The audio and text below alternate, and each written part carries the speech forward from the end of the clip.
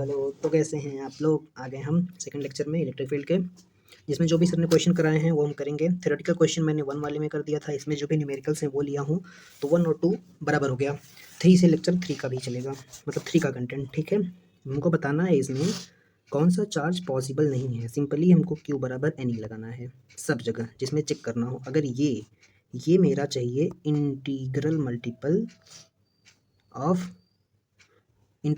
में चाहिए 1 2 3 4 5 ऐसे रहना चाहिए। तो कैसे करेंगे? सिंपली एक बार इसको रख के चेक करेंगे, एक बार इसको करते हैं। हमको क्यू दिया है, हमको एक तरह से क्यू दिया है, हमको एन की वैल्यू निकालनी है, ठीक है। तो हम देखते हैं कौन सा नॉट पॉसिबल है। तो पहले पहला वाला करेंगे, पहला वाला करते हैं। क्यू की वैल्यू दी है, क्यू बराबर एन ई, मच्छर था 1.6 मेरी पेन सही नहीं चल रही है, ऐसा लग रहा है मेरा टैब हैंग कर रहा है। 10⁻18 is equal to n e की वैल्यू क्या होती है याद कर लो, 1.6 इंटू 10⁻19। तो 1.6 से 1.6 कटा, ठीक है। जो ये होता है ना क्वांटाइजेशन ऑफ चार्ज, वो इसके लिए होता है, इसके लिए, ना कि इसके लिए, वो इसके लिए होता है। आगे समझाऊंगा और क्वेश्चन के माध्यम से। 1 पॉइंट कट गया। अब देखो 10⁻18 बचा है, 10⁻18 डिवाइडेड बाय नीचे आ जाएगा 10⁻19। ये ऊपर जाएगा तो कितना हो जाएगा, सिंपली 10 आ जाएगा। तो भाई ये तो पॉसिबल है, ये तो पॉसिबल है, तो ये आंसर नहीं होगा। ऐसे ही इस वाले में होगा, 10⁻19 कट जाएगा और n की वैल्यू 1 आ जाएगी, लेकिन इसीलिए ये वाला भी नहीं होगा। लेकिन इस केस में क्या होगा देखो, 1.6 into 10⁻19 is equal to n into 1.6 into 10⁻20 है। तो इसका क्या मतलब, इसका ये मतलब 1.6 से 1.6 कट गया मेरा। अब इसको इस साइड लेके जाएंगे, इसको इस साइड लेके जाएंगे, तो 10⁻19 नीचे हो जाएगा 10⁻20, ठीक है, कोई दिक्कत नहीं। अब जब इसको ऊपर लेके जाएंगे, एक सेकेंड, 18 वाले में ये 20 है, यहाँ पर 20 है, ऊपर ये 20 है, ये 19 है, ये 19 है। तो ऊपर लेके जाएंगे तो 19 से 20 कटेगा और 10⁻1 बचेगा, जो कि n की वैल्यू होगी। इसका क्या मतलब, इसका मतलब n की वैल्यू जो है वो 1/10 हो जाएगी, ठीक। मेरा पेन सही नहीं चल रहा है, तो 1/10 होगी, मतलब 0.1 हो गया। इसीलिए पॉसिबल नहीं है, क्योंकि n की वैल्यू हमको 1 2 3 या 4 में चाहिए होती है, लेकिन इस केस में ऐसा नहीं हो रहा है। आगे चलेंगे। अब देखो क्या फ़र्क होता है किसमें, ये Q बराबर 4 पॉइंट समथिंग दिया है, 0.34 कूलम दिया है। बताना है कौन सी वैल्यू पॉसिबल है, कौन सी पॉसिबल नहीं है, मतलब पॉसिबल है या नहीं ये बताना है। तो simply Q is equal to n लिखो, Q की वैल्यू 0.3, अरे यार क्या बताऊँ, 0.34 coulomb is equal to n multiply by n की वैल्यू क्या होती है 1.6 इंटू 10⁻19, ठीक है। अब क्या करेंगे, ये कूलम, तो कूलम से कूलम कैंसिल हो जाएगा, तो 0.34 डिवाइडेड बाई 1.6 मल्टीप्लाई बाई 10⁻19 ऊपर हो जाएगा, तो 0.34 इंटू 10⁻+19 हो जाएगा, नीचे 1.6 को रहने दो। अब ये इतना बड़ा नंबर है कि कुछ भी फ्रैक्शन आए, मान लो 0.00 समथिंग 23 आ गया, तो उसमें 10⁻19 का मल्टीप्लाई होगा, तो वो कुछ पॉजिटिव इंटीजर ही बनेगा, ठीक। इसीलिए यस ये पॉसिबल है। और वैसे भी अगर ये MR स्टार है सर का, अगर 10⁻−18 10⁻−17 10⁻−20 के ऑर्डर में हो तभी चेक करना है, अदरवाइज नहीं चेक करना है, सारे पॉसिबल होंगे। अब देखो, अब इसमें 10⁻20 दे दिया, अब इसमें क्या करेंगे, सिंपली चेक करेंगे और क्या करेंगे, तो Q बराबर NE, तो Q की वैल्यू 32, n की 32 इंटू 10⁻20, n की वैल्यू निकालनी है, e की वैल्यू है 1.6 इंटू 10⁻19, ठीक है, कोई दिक्कत नहीं। एक काम करें, ये इसको मैं अगर मैं 16 बनाऊँ, तो यहाँ पर मैं पावर एक बढ़ा दूंगा, 20 हो जाएगा, तो 16 दूना 32, ये 2 हो गया, तो 2 मल्टीप्लाई बाई 10⁻20, ये भी 20, ये भी 21 हो गया, तो n की वैल्यू यहाँ पर 2 आ गई, ठीक है। तो ये पॉसिबल है, ठीक। आगे चलेंगे। Which on the following charge is not possible, कौन सा चार्ज पॉसिबल नहीं है, ध्यान से देखना। 10⁻⁻19 से छोटा, छोटा कौन होगा जिसकी पावर इससे ज़्यादा होगी, वो नॉर्मली पॉसिबल नहीं होता है, बट कभी कभी हो जाता है इस वैल्यू की वजह से। इसमें चेक करते हैं, क्या चेक करेंगे, कौन सा चार्ज पॉसिबल है, कौन सा पॉसिबल नहीं है। ठीक है, कहाँ पर थे हम, 1/100, तो सीधा सीधा 1/100 पुट कर देंगे is equal to n multiply by 1.6 into 10⁻⁻19, तो ये नीचे आएगा, 10⁻⁻19 ऊपर जाएगा, तो ये तो पॉसिबल है, ये तो पॉसिबल है, क्यों, कुछ बड़ा नंबर बनेगा। इसमें क्या होगा, इसमें ध्यान से देखना, ये क्या है, क्यू की वैल्यू है, तो 1 डिवाइडेड बाई 50 बराबर n मल्टीप्लाई बाई, क्या मल्टीप्लाई करेंगे, ई ही रहने दो, ई से ई कैंसिल हो गया, हो गया।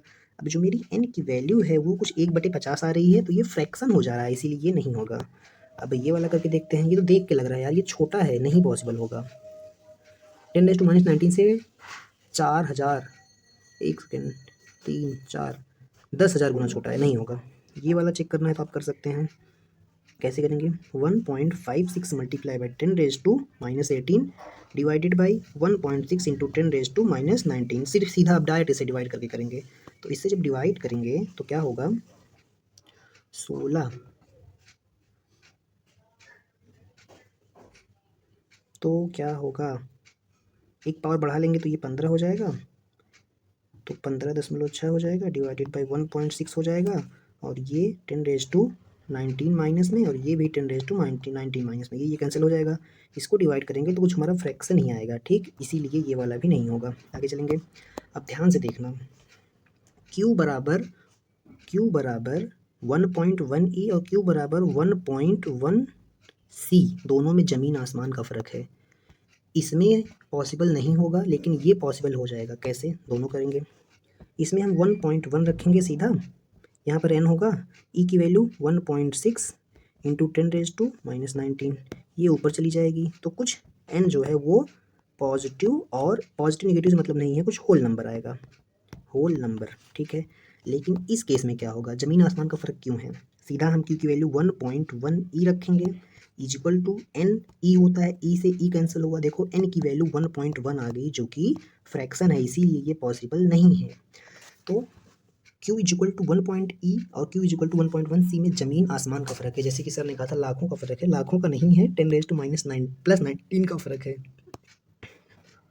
अब देखो इसमें देख के बताना है, देख के कैसे बताएंगे बताओ, सिंपली एक काम करो, मैं बताऊँ क्या करो, देखो डिवाइड कर दो 1.6 इंटू 10⁻⁻19 से, सिंपली, और कुछ मत करो, इससे ये कैंसिल होगा, इससे ये कैंसिल होगा, ये ऊपर गया, तो जब ये ऊपर जाएगा तो प्लस 19 होगा, तो ये कुछ 1/10 आ जाएगा, तो ये पॉसिबल नहीं है, ठीक, पहला वाला पॉसिबल नहीं है। दूसरे वाले पे चलते हैं, इसको भी डिवाइड करेंगे 1.6 मल्टीप्लाई बाई 10⁻⁻19 से, तो अगर मैं इसका एक पावर बढ़ा देता हूँ, मैं इसका एक पावर बढ़ा देता हूँ, तो ये 32 हो जाएगा, नहीं ज़रा जान पावर बढ़ाओ, 1.6 16 दूना 32, ये 2 हो गया, मल्टीप्लाई बाई 10⁻17 था, ऊपर गया 19, तो कितना हो जाएगा, +2 हो गया पावर, 16 दूना 32, तो ये कुछ मेरा 200 आएगा आंसर, मतलब 10⁻2 के पावर में आएगा, 16 दूना 32, 2 19 ऊपर गया तो +2, तो ये 200 आएगा, तो n की वैल्यू 200 आ गई, इसलिए ये पॉसिबल है। अब इसमें सिंपली 1.6 इंटू 10⁻⁻19 से डिवाइड कर दो, तो 16 दूना 32,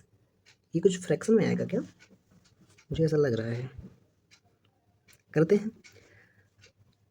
हैं, ये पावर और ये पावर कैंसिल होगा, तो मेरा कुछ आंसर जो आएगा वो होगा 10⁻⁻19, तो ये हो जाएगा 10⁻3, ठीक है, 10⁻3 हो जाएगा, और ऐसा मत सोचना मैं कहीं और देख रहा हूँ, मैं स्क्रीन पे ही देख रहा हूँ, अपने आप को ऐसे देखने लगता हूँ तो ऐसा लगता है साइड में देख रहा हूँ, वैसे भी यार रामलाल हूँ, देख सकता हूँ, मुझे अलाउड है, ठीक है। अब क्या करेंगे, फटाफट करता हूँ यार, लेक्चर बड़ा हो रहा है, कहाँ था मैं, 1.6 को 3.24 से काटेंगे तो कुछ 16 दूना 32 आएगा, 2 पॉइंट समथिंग एक इंटीजर आएगा, जो कि जब ये मल्टीप्लाई होगा तो वो उसको होल नंबर बना देगा, इसीलिए सी वाला हो जाएगा। अब चलेंगे ये, अब ये वाला तो यार होगा ही होगा, क्यों होगा, क्योंकि 4.67 में मल्टीप्लाई हो जाएगा 10⁻+19 डिवाइडेड बाई 1.6, ये इसको कितना भी फ्रैक्शन करेगा, 10⁻+19 इसको बना ही देगा। अब ये वाला होगा कि नहीं होगा,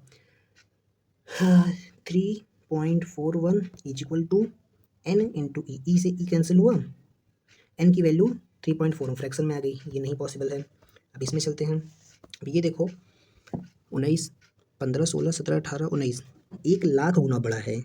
तो अगर मैं इसको 1.6 से डिवाइड करूँगा तो जो भी फ्रैक्शन आएगा ये इसको बना देगा होल नंबर। ये तो भाई 10⁻9 टाइम्स बड़ा है, तो इसको भी होल नंबर बना देगा, डिवाइड करेंगे। इसको भी 1.6 इंटू 10⁻19 से डिवाइड करेंगे तो इसको चेक करना पड़ेगा भाई, एच वाला है ना। इसको चेक करते हैं, -19 तो 1.46 से डिवाइड किए, जब इसको डिवाइड करेंगे तो क्या आएगा देख लेंगे अभी, 2.8125, ये आएगा कुछ 2.8125। देखो 4 अंक का इंटीजर आ गया, लेकिन जब ये ऊपर जाएगा तो इसमें 100 का मल्टीप्लाई होगा, तो ये 28 पॉइंट समथिंग आ जाएगा, इसीलिए ये नहीं पॉसिबल है। ये तो भाई कर चुके हैं क्या हम लोग, शायद कर चुके हैं। ये 1/100 ऊपर जाएगा तो 10⁻² बनेगा। 1.6 इंटू 10⁻19 से डिवाइड करेंगे, ऊपर जाएगा तो कुछ पॉजिटिव बना देगा, तो ये भी पॉसिबल है। ये वाला पॉसिबल नहीं है, इसमें क्यों पॉसिबल नहीं है, ई से ई कटेगा और एन की वैल्यू 0.01 हो जाएगी, इसीलिए ये पॉसिबल नहीं है। हमारा एक बड़ा सवाल पूरा हो गया। इसमें और इसमें मैंने बता दिया कितना और कितने का फ़र्क होता है। Charge develop on body if 10 electron is remove, 10 electron अगर रिमूव कर दिए तो कितना चार्ज डेवलप होगा। सिंपली हम लिखेंगे क्यू बराबर एनी, ठीक। क्यू की वैल्यू हमको दी है, क्या दी है, एक सेकंड, 10 इलेक्ट्रॉन रिमूव किया तो हमको एन की वैल्यू दी है, कितना चार्ज डेवलप होगा हमको क्यों बताना है। ये हो गया 10 इलेक्ट्रॉन। अब ई की वैल्यू कितनी है, 1.6 इंटू 10⁻19, ठीक है। इसको मल्टीप्लाई करेंगे तो ये 16 हो जाएगा और ये 10⁻18 हो जाएगा, इतना चार्ज डेवलप होगा, ठीक है। सही है 10 है, हाँ इतना चार्ज डेवलप होगा। आगे चलेंगे। Which of the following not true about electric charges, scalar होती है, सही बात है, हमको गलत बताना है।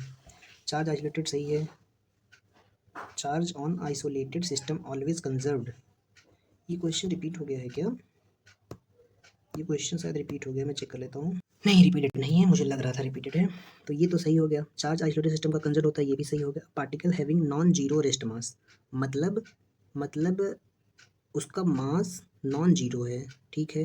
हैव जीरो चार्ज, मास नहीं है और चार्ज जीरो है, हाँ पॉसिबल है।